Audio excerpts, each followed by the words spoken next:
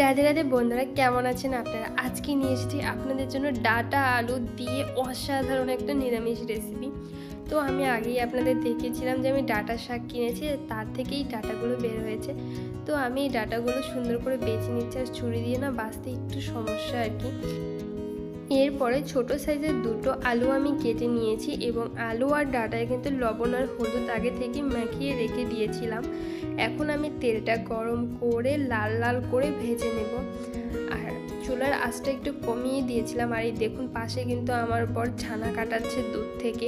এটা দিয়ে সে নাকি আজকে রসমালাই করবে। তো এর মধ্যে কিন্তু আমার ডাঁটাগুলো খুব সুন্দর করে ভাজা হয়ে গেছে। এখন আমি উঠিয়ে রেখে দিচ্ছি, আর ঠিক ওই তেলের মধ্যেই দিয়ে দিচ্ছি জিরে আর গোটা গরম মশলা, তেজপাতা। এবার এই মশলাটা খুব ভালো মতো ভাজা হয়ে গেলে এর মধ্যে দিয়ে দেবো কিছুটা পরিমাণে জল, কারণ এর মধ্যে আমি কিছু গুঁড়া মশলা দেবো, এর জন্য যাতে মশলাটা পুড়ে না যায়। এখন আমি সামান্য একটু জিরের গুঁড়ো দিয়ে দিয়েছি, আর একটু ধনে গুঁড়ো দিয়ে দিয়েছি, আর দেবো এর মধ্যে শুকনো মরিচের গুঁড়ো। আর মশলাগুলো খুবই অল্প পরিমাণে দিয়েছি আমি, আপনারা দেখলেই বুঝতে পারবেন।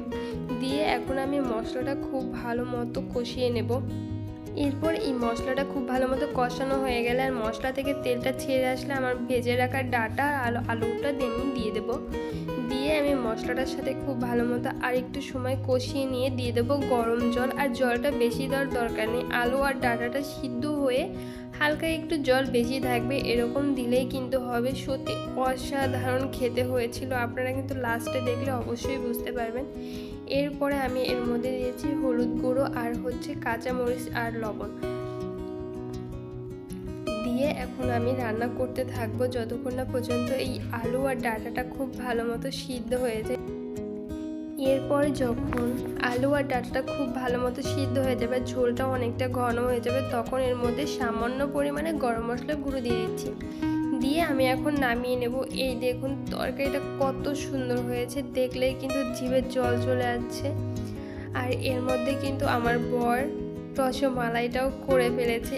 এই দেখুন কত সুন্দর হয়েছে এই রসমালাইটা, সত্যি অসাধারণ। আমার বর যে কি সুন্দর মিষ্টি বানায়, যদি আপনাদের খাওয়াতে পারতাম আমার মনটা একদম ভরে যেত। তো দেখা হচ্ছে অন্য ভিডিওতে। টাটা বন্ধুরা।